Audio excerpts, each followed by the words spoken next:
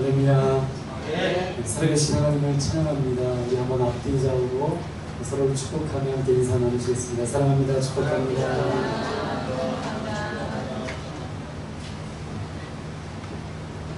네, 오늘은 예배 가운데 특별히 저희 교회를 위해서 초창기 때부터 함께 기도해 주셨고 또 저하고는 같은 노예에서 제가 이렇게 섬기고 있고도 그리고 제가 좀 어려운 일 있을 때 찾아뵙고 있는 노중현 목사님과 사모님께서 예배에 함께 참여해 주셨습니다. 함께 박수로 축복하시겠습니다.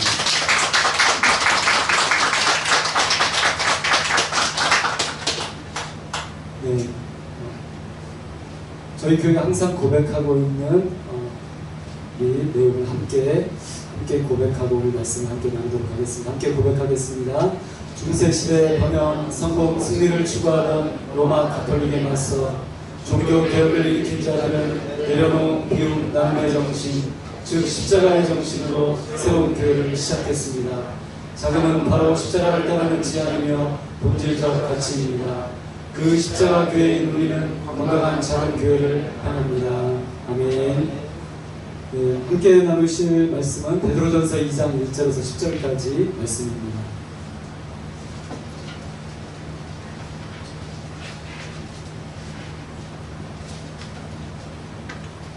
베드로전서 2장 1절에서 10절까지 말씀입니다.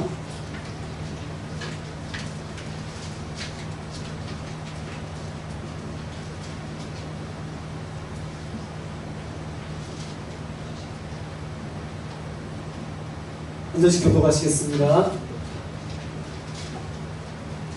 그러므로 모든 악독과 모든 기만과 외식과 시기와 모든 비방하는 말을 버리고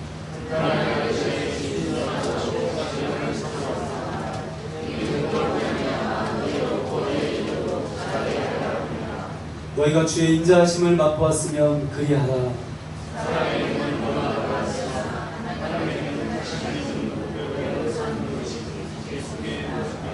너희도 산돌같이 신령한 집으로 세워지고 예수 그리스도로 말미암아 하나님이 기쁘게 받으실 신령한 제사를 드릴 거룩한 제사장이 될지니라.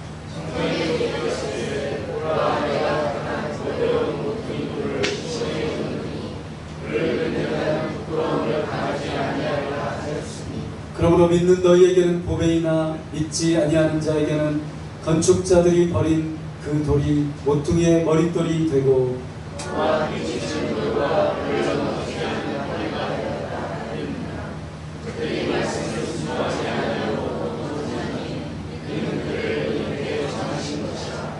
그러나 너희는 택하신 족속이요 왕같은 제사장들이요 거룩한 나라요 그의 소유가 된 백성이니 이는 너희를 어두운 데서 불러내어 그의 귀한 빛에 들어가게 하신 이의 아름다운 덕을 선포하게 하려 하심이라.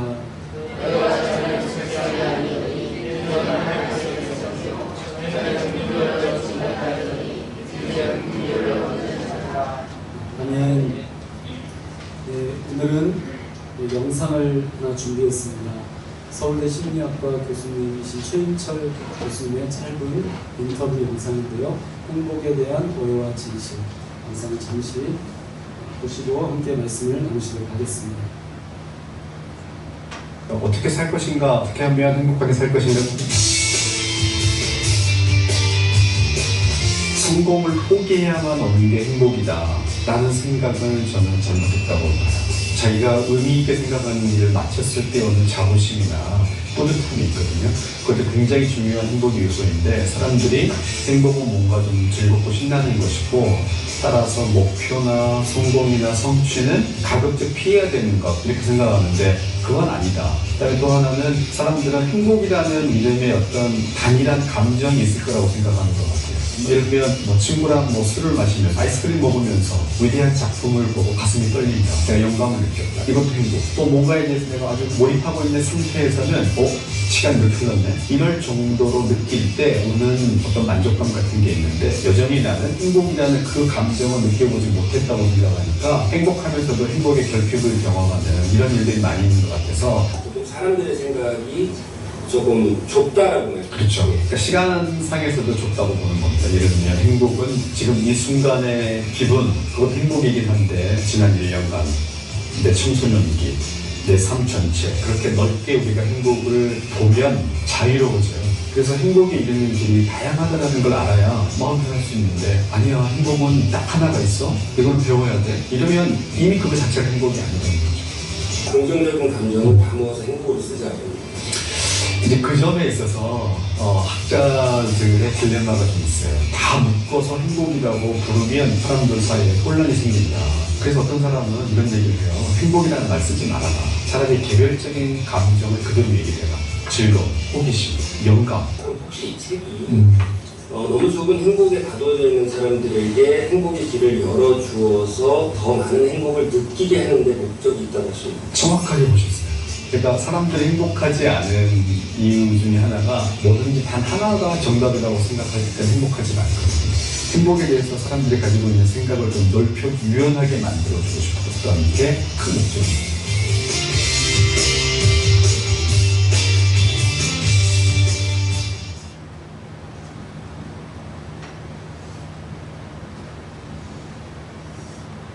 네, 여러분 혹시 지금 최인철 교수님이 이야기하시는 이 책을 읽어보신 분이 계실지 모르겠습니다. 네, 프레임이라는 2016년도에 발행되었던 아주 유명한 심리학 책 중에 하나입니다. 그래서 저는 이 프레임을 프레임하면 우리 어린이들과 청소년들은 다 아는데 그렇죠?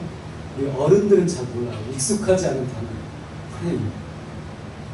커피에 넣는 건가? 이렇게 생각하실 수도 있고 그건 프림입니다. 프림. 그래서 저는 상자라고 그냥 생각을 해보았습니다. 상자. 우리는 저마다의 상자를 하나씩 가지고 있다는 거죠. 앞에 있는 이 윤찬이 같은 경우에도 윤찬이만의 상자가 있을 거예요. 이것이 정답이야. 이렇게 살아야 행복해. 마찬가지죠. 지희도 마찬가지고 하은이도 마찬가지고 혜림이도 마찬가지고 다 모두 다 각자의 상자가 하나씩 있다는 것입니다. 그래서 이것이 행복이다 라고 이렇게 콕 집어 놓았다는 거죠. 그래서 여러분 어떻습니까? 그 행복에 다다르면 나름대로 기쁘고 행복하겠죠. 그렇죠? 그런데 거기에 다다르지 못하면 어떻게 되죠? 행복하지 않다고 생각한다는 겁니다. 모든 사람이 그렇다는 거죠. 그래서 잠시 한번 눈을 감고 내 지금 행복의 상자는 무엇인지 어떻게 해야 나는 행복한 것인지 잠깐 한번 눈을 감고 한 10초만 한번 생각해 보세요. 나는 무엇 때문에 행복하지? 그걸 한번 잠깐만 한번 눈을 감으세요.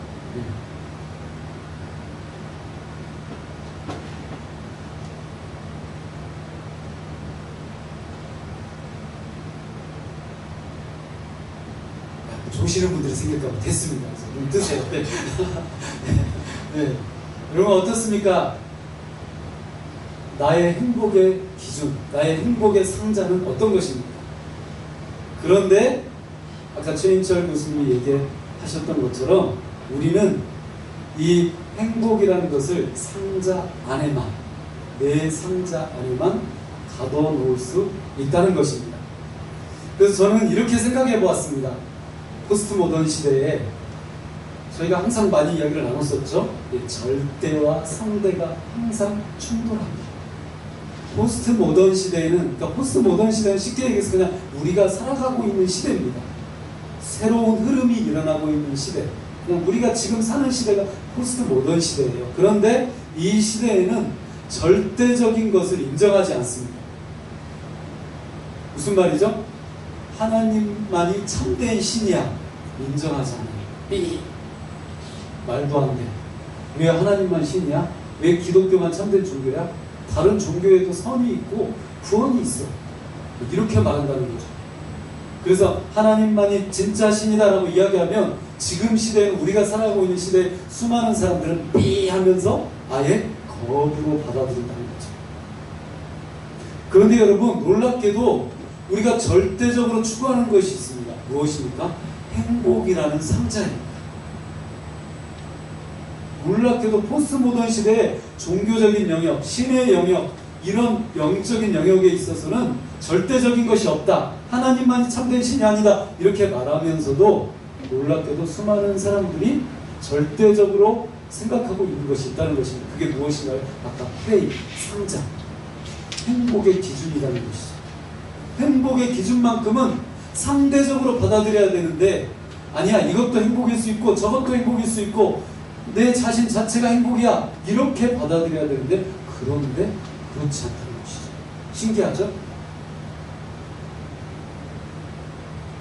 더군다나 절대적인 하나님을 바라보며 살아가는 믿음의 사람들, 저와 여러분들도 마찬가지라는 것입니다. 그래서 기도할 때도 그 기도가 응답되지 않으면 불행한 거예요. 그 기도가 채워지지 않으면, 하나님이 거기에 채워주지 않으면 나는 행복하지 않은 거예요. 그래서 오늘 질문은 바로 이것입니다. 하나님을 믿는 믿음 때문에, 그냥 단 믿음이 한 가지 때문에 나는 정말 행복할 수 있을까? 아까 여러분이 눈을 감고 잠깐 떠올리셨던 그 행복의 기준, 나는 이것만 있으면 행복해, 나는 이것이 이루어졌으면 좋겠어, 그러면 진짜 행복할 것 같아, 그렇게 생각하죠? 그런데 그것 말고 하나님을 믿는다는 이 믿음 때문에, 하나님이 진짜 살아계신가? 나는 하나님을 믿고 있을까? 이런 의심 말고요, 그냥 내가 하나님을 믿는다는 그 믿음 때문에, 그 믿음 한 가지 때문에 나는 정말 행복할 수 있을까? 이것을 함께 이야기해 보려고 합니다. 먼저 오늘 1절 말씀에 보니까 사도 베드로가 흩어진 나그네들에게 그렇게 쓰고 있습니다. 어떻게 쓰고 있죠? 같이 한번 1번만 한번 읽어보겠습니다. 함께 한번 읽어주세요. 한번 쳐다봐 주시고요. 네, 앞에 봐주세요. 네, 앞에를 봐주세요. 네, 같이 읽어주세요. 1번. 자, 시작. 모든 비방하는 말을 버리고 악한 생각 속일 수 있었듯이 흩어진 나그네는 한 줄만 읽어주시라고 했는데 세 줄만 읽으셨습니다. 네. 네, 여러분, 모든 비방하는 말을 버리고, 누가 누구에게 이야기했다고 했죠? 사도 베드로가 흩어진 나그네들에게 이 편지를 썼다는 것입니다. 그래서 이 말을 생각할 때 우리가 생각할 수 있는 것은 무엇이죠? 흩어진 나그네들이 실상은 행복하지 못했다는 것입니다. 여러분, 제가 지난번에 말씀드렸던 것처럼 예수를 믿는다는 것 때문에 갑자기 경찰들이 막 나를 잡으려고 돌아다니는 거예요. 윤찬이 어딨어? 지희 어딨어? 손흥민 나오라 그래! 막 찾아다니는 거예요. 오포 초등학교 가서 막 찾아다니는 거예요. 순회고등학교 가서 막 혜림이 막 찾아다니는 거예요. 여기 김혜림 대학년 몇 반 어딨어? 알고 봤더니 예수를 믿는다는 것 때문에 다 잡아주려고 하는 거예요. 그래서 어떻게 합니까? 10년이 이상이면 혜림을 긴급히 대피를 시킨 거예요. 저기 제주도, 강원도 막 대피를 시켰어요. 도망을 쳤어요. 그런데 여러분, 그 도망간 환경 속에서 우리는 행복할 수 있을까요? 행복하지 못하겠죠. 집도 없고 먹을 것도 없고 돈도 없고 얼마나 불행하겠습니까? 그런데 흩어진 나그네들이 실상 행복하지 못했다는 것입니다. 그래서 1절 말씀에 보니까 악한 생각, 속임수, 위선, 시기를 버려라, 이렇게 말하고 있습니다. 네, 흩어져 있었기 때문에 그들에게는 불평, 불만이 뒤따랐다는 거죠. 악한 생각이 찾아왔다는 거죠. 속임수를 펼치기 시작했다는 거죠. 위선의 모습이 드러나고 서로 시기하기 시작했다는 거죠. 그래서 우리는 이 말씀을 대할 때 그런 생각을 해보게 됩니다. 우리가 믿음을 가지고 있어도, 하나님을 믿어도 우리는 현실에 민감할 수밖에 없다. 그렇잖아요? 아니, 우리가 하나님을 믿는다고 해서 당장 먹을 것이 없는데, 집도 없는데, 살아갈 희망이 없는데 여러분 기뻐할 수 있겠어요? 아무도 기뻐하실 수 있는 분들은 없을 것입니다. 그렇죠? 왜냐하면 현실이기 때문에. 내가 믿음을 가지고 하나님께 기도하여도 내 현실이 이렇기 때문에 우리는 기뻐하거나 행복하지 못합니다. 그러나 베드로는 이것을 강력하게 지금 말하고 있습니다. 무엇을 말하고 있나요? 모든 비방하는 말을 버려라.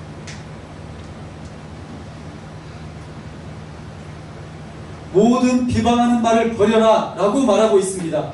왜 이렇게 말하고 있나요? 저는 오늘 이 말씀을 이 행복이라는 것에 맞추어서 한번 생각해 보았습니다. 진정한 행복은 이 현실의 프레임. 나는 이것 때문에 안 돼. 나는 저것 때문에 안 돼. 내 현실은 이거야. 나는 절망적이야. 나는 더 이상 할 수 없어. 근데 이렇게 갇혀있는 현실의 상자를 버려야만, 그것을 내려놓아야만 거기에서부터 진정한 행복이 시작된다는 것입니다. 여러분, 나는 안 돼 라는 상자에 내가 갇혀있으면 어떻게 될까요? 그 상자 속에서 나는 죽어갑니다. 나는 안 되는 사람으로, 절망적인 사람으로, 불평, 불만만 가득한 사람으로 그 상자 속에서 죽어가게 되겠죠. 그래서 한번 옆 사람에게 한번 얘기해 주세요. 현실의 상자를 버리고, 한번 얘기해 주세요. 현실의 상자를 버리세요. 그런데 여러분, 믿음과 신앙도 마찬가지라는 것입니다. 믿음이 현실이라는 그 상자 안에 딱 갇혀 있으면 어떻게 될까요? 네, 믿음이 일하지를 못해요. 믿음이 역사하지를 못해요. 하나님이 이 믿음 가운데 역사하려고 했다가도 상자 안에 갇혀 있으니까 이 믿음이 그 밖으로 나오지를 못하는 것입니다. 그래서 믿음이 이 현실이라는 상자를 깨뜨릴 때, 그런데 이 믿음은 누구의 믿음이죠? 내 믿음입니다. 내 믿음. 내가 그 상자를 깨뜨리는 것입니다. 하나님이 깨뜨려주지 않으십니다.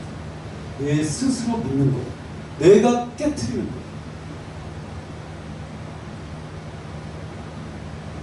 두 번째로 말씀을 보겠습니다. 자, 이번에는 두 줄이 되겠습니다. 4절이니까. 자, 두 줄만 한번 읽어주세요. 시작.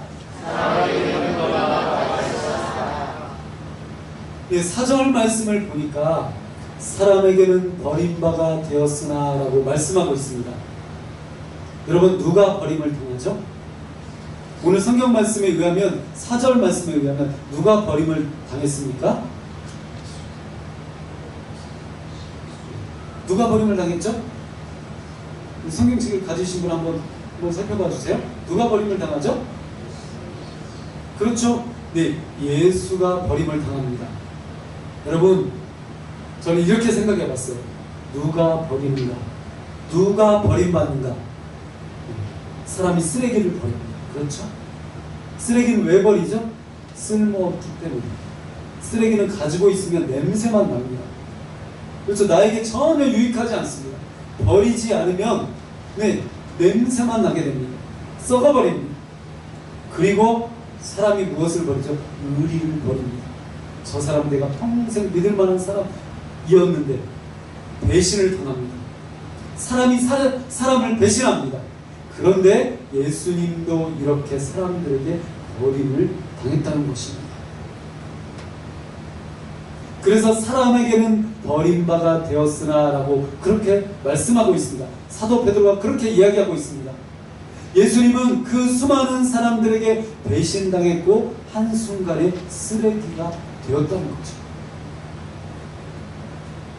여러분, 예수님을 따라다녔던 정말 그 엄청난 사람들, 오병이의 기적이 펼쳐졌을 때 있었던 그 수만 명의 사람들, 그 사람들이 예수님을 십자가에 못 박힐 때 어디에 있습니까?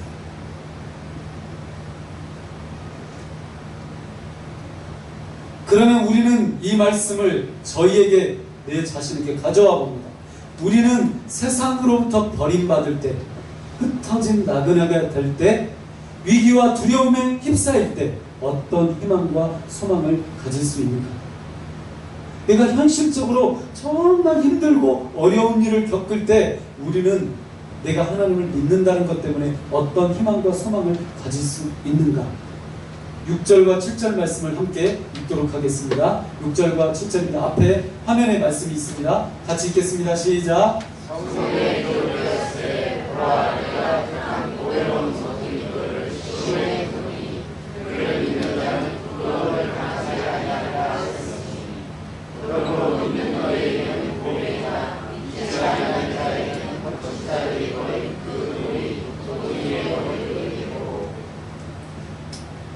육절 말씀을 보니까 이렇게 이야기합니다. 내가 택한 보배로운 모퉁이돌을 시온에 두노니 그를 믿는 자는 부끄러움을 당하지 아니하리라. 그리고 7절 말씀에 보니까 건축자들이 버린 그 돌이 모퉁이의 머릿돌이 되고. 여러분, 놀라운 일이 펼쳐지고 있습니다. 사람들이 쓸모없다고 버렸던 쓰레기, 사람들이 쓸모없다고 버렸던 그 돌멩이, 그 돌이 지금 어떤 돌이 되었다고요? 모퉁이의 머릿돌이 되었다라고 말하고 있습니다. 그래서 선지자들이 그렇게 이야기했다는 것입니다. 보라, 내가 택한 보배로운 모퉁이돌을 시온에 둔다. 그 말씀대로 이루어졌다는 것입니다. 이것이 베드로가 지금 흩어진 나그네들에게 말하고 있는 내용입니다. 너희들 현실이 그렇게 힘들고 고달프지? 너무 어렵지? 그런데 쓸모없다고 버렸던 그 쓰레기, 그 돌멩이, 그 돌멩이가 무엇이 되었다고요? 모퉁이의 머릿돌이 되었다는 것입니다. 집을 지을 때 그 기둥을 세우는 주춧돌이 되었다는 것이죠. 그래서 여러분, 우리는 세상으로부터 버림받을 때, 흩어진 나그네가 될 때 하나님께 택하심을 받은 그 예수를 보고 희망을 가지게 됩니다. 어떤 희망을 가지게 됩니까? 4절 말씀처럼 예수는 사람에게 버림받았지만 하나님께 선택받았다는 그 희망을 가지게 된다는 것이죠. 그래서 예수님은 보배로운, 정말 귀하고 귀한 산돌, 살아있는 돌이 되었다라고 베드로는 표현하고 있습니다. 굉장히 독특한 표현이죠. 산돌.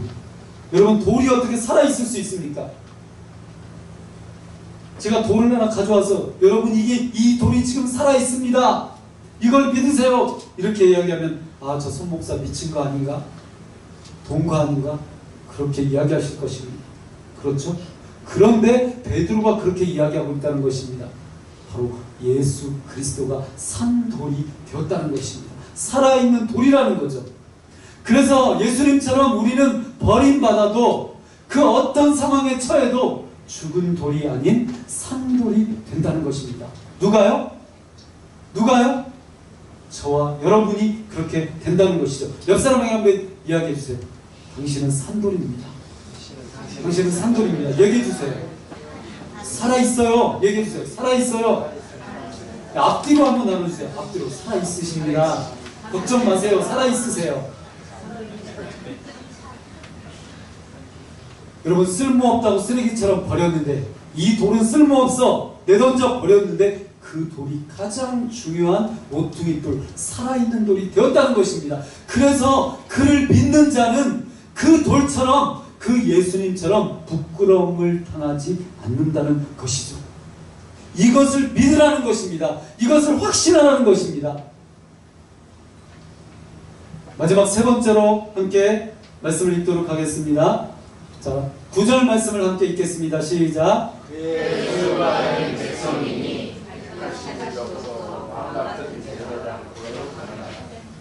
두 줄을 읽으신 분들, 이렇게 욕심이 많으신 분들이세요. 행복의 이 조건들이 너무 많으세요.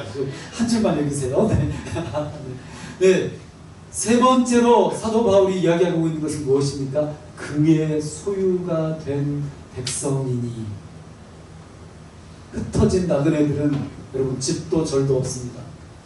제가 일부러 그 표현을 지난번부터 사용했습니다. 집도 절도 없는 자들, 더 이상 소망을 가질 수 없는 자들, 지금 막 피해 다니고 도망 다니고 숨고 있는 자들, 여러분, 그들이 어떤 소망을 가질 수 있습니까?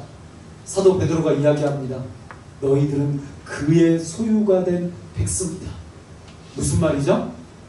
제가요, 지난주에 기독교 백화점에 가서 이 컵을 사왔습니다. 컵 2개를 사왔어요.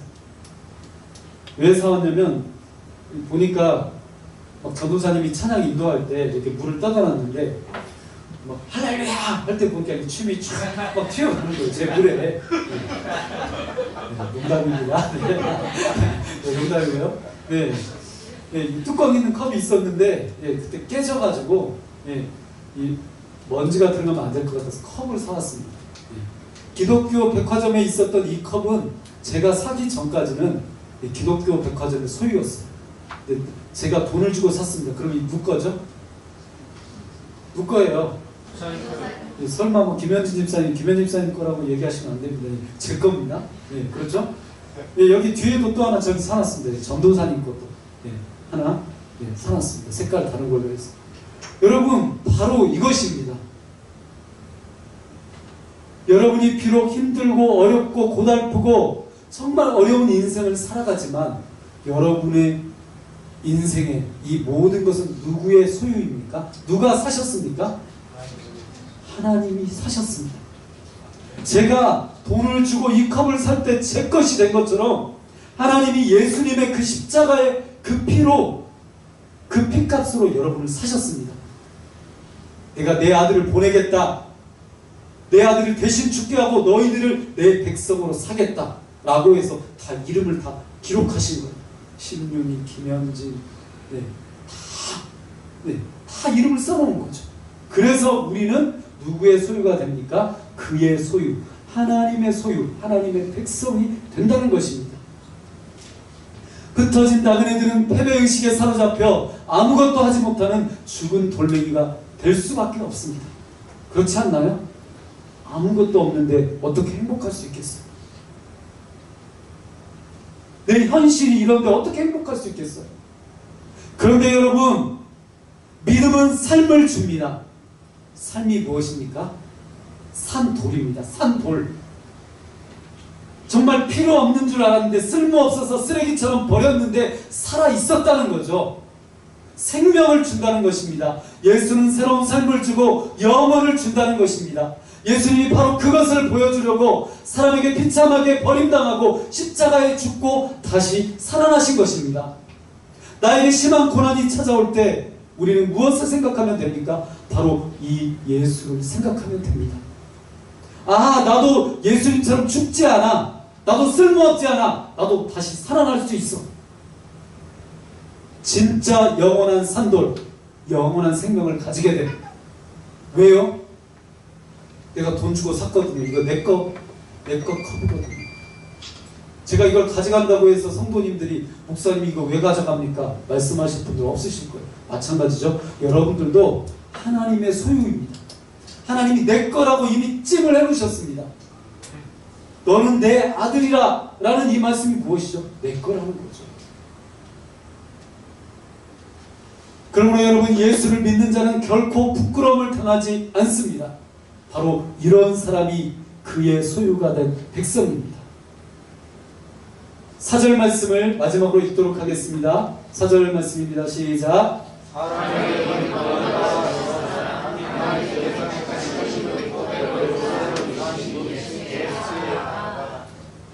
여러분, 놀랍게도 우리는 3종 선물 세트를 공짜로 받게 됩니다. 예수를 믿기만 하면. 왜 그렇죠? 택하신 족속, 왕같은 제사장, 거룩한 나라. 이 3종 선물 세트를 받아서 우리는 그의 소유된 백성이 되기 때문입니다. 왜 그렇게 됩니까? 아까도 말씀드렸던 것처럼 사람들은 버렸지만, 쓸모없다고 버렸지만 그 돌이 산돌이 되었기 때문입니다. 그 돌이 예수 그리스도이기 때문에 그를 믿는 자는 택하신 족속, 왕같은 제사장, 그리고 거룩한 나라, 이 3종 선물 세트를 공짜로 받게 되어서 하나님의 소유가 되게 됩니다.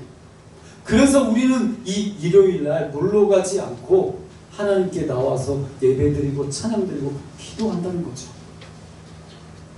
흩어진 나그네가 되어도 예수가 있으면, 예수를 믿으면, 예수가 내 안에 계시면 나는 3종 선물 세트를 공짜로 받게 됩니다. 그러니 여러분, 우리는 절대적 행복을 내 생각의 프레임, 이 상자에 가두지 말고 악한 생각, 속임수, 시기와 비방을 버려야 합니다. 내 기준을 내려놓아야 합니다. 내 상자를 깨트려야 합니다. 나 이것 없어도 행복해. 나 이것이 이루어지지 않아도 나는 행복해. 왜요? 나는 산돌이신 예수님 때문에, 나는 그의 백성이 되었기 때문에, 나는 택하신 족속이 되었기 때문에, 왕같은 제사장이기 때문에, 거룩한 나라에 속해 있기 때문에. 여러분 한번 따라서 해보실까요? 택하신 족속이기 때문에, 왕같은 제사장이기 때문에, 거룩한 나라이기 때문에. 누가요? 네, 바로 내가입니다. 내가. 한번 자신을 가리켜보세요. 내가. 네. 여러분 그렇습니다. 내 자신이 택하신 족속, 왕같은 제사장, 거룩한 나라가 되는 것입니다. 그러므로 세상에서 버림받은 그리스도인이 오히려 버려야 할 것은 무엇입니까? 악독, 시기, 비방, 세상이라는 현실에 이 상자를 깨트려야 합니다. 말씀을 맺도록 하겠습니다. 여러분이 그동안 행복하지 못했던 이유는 무엇입니까? 예레미야 4장 14절은 이렇게 말씀합니다. 예루살렘아, 내 마음의 악을 씻어버리라. 그리하면 구원을 얻으리라. 내 악한 생각이 내 속에 얼마나 오래 머물겠느냐. 23장 4절은 이렇게 말씀합니다. 내가 그들을 기르는 목자들을 그들 위에 세우리니 그들이 다시는 두려워하거나 놀라거나 잃어버리지 아니하리라. 여호와의 말씀이니라. 현실 때문에, 악한 생각 때문에, 속임수 때문에, 시기 때문에, 비방 때문에 행복하지 못했습니다. 누가요? 저와 여러분이 현실이라는 이 상자 속에 갇혀 있었기 때문에 행복하지 못했습니다. 그러나 잠시 빌려서 이 세상을 나그네로 살아가는 그리스도인들은, 흩어진 그리스도인들은 세상을 원망하지 않습니다. 현실을 원망하지 않습니다. 다른 사람을 탓하지 않습니다.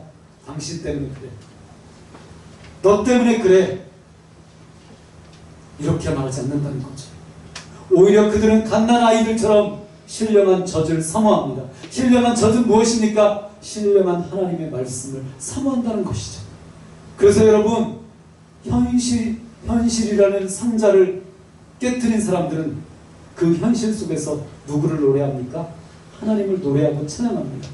무엇을 묵상합니까? 하나님의 말씀을 묵상하고 사모합니다. 그래서 그 상황인데도 불구하고 하나님을 찬양하고 하나님의 말씀을 묵상한다는 것이죠. 그래서 그 하나님께 기도한다는 것이죠. 사랑하는 여러분, 신령한 젖, 신령한 하나님의 말씀을 사모하십시오. 성경을 읽으며 영어를 노래하고 영어를 살아가십시오. 세상의 돈풀이에, 세상의 시험에 걸려서 넘어지지 마십시오. 사람이 나를 버려도 하나님은 나를 버리지 않으십니다. 하나님은 예수를 믿고 따르는 나를 선택하시고 나를 부끄럽지 않게 하시고 영원히 살아있는 산돌이 되게 하십니다. 바로 이 말씀의 주인공, 이 믿음의 주인공이, 이 산돌의 주인공이 여러분이 되시기를 예수 그리스도의 이름으로 축원합니다. 함께 기도하시겠습니다. 이 시간 함께 기도하실 때 아버지 하나님, 내 생각, 내 기준, 내 프레임, 내 상자 안에 갇혀서 진정한 행복을 잃어버리지 않게 하여 주시옵소서. 악한 생각과 속임수와 시기와 비방을 버리고 신령한 하나님의 말씀을 사모하게 하여 주시옵소서. 현실을 외면하지는 않지만 현실을 지나가는 여행자로 행복한 나그네로 살게 하여 주시옵소서. 이 시간 우리의 삶을 의탁하며 우리의 가정을 의탁하며 내 현실의 그 상자를 깨뜨리고 믿음 안에 거하며 이 시간 다 함께 우리의 삶을 의탁하며 기도했으면 좋겠습니다. 다 함께 통성으로 함께 기도하시겠습니다. 살아계신 아버지 하나님, 내 영혼을 하시는 아버지, 내 삶을 하시는 하나님, 내가 살아계신 하나님 앞에 나아갑니다. 하나님 이 시간 하나님 앞에 나와 예배하며 찬양하며 하나님께 기도합니다. 하나님 지금 내가 힘든 삶을 살고 있지만 어려움이 내 삶 가운데 수없이 찾아오지만 하나님 내가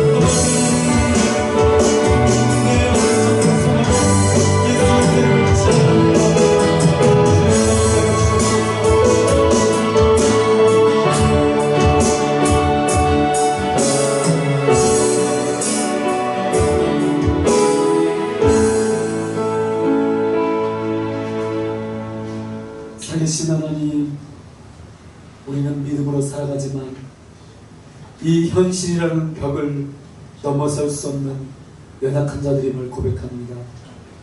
하나님, 우리는 자주 현실 때문에 악한 생각에 속임수에 시기와 비방에 붙들려 하나님, 우리가 하나님을 믿지만 이 믿음이 무슨 소용인지 그렇게 탄식하며 살아갈 때가 있습니다.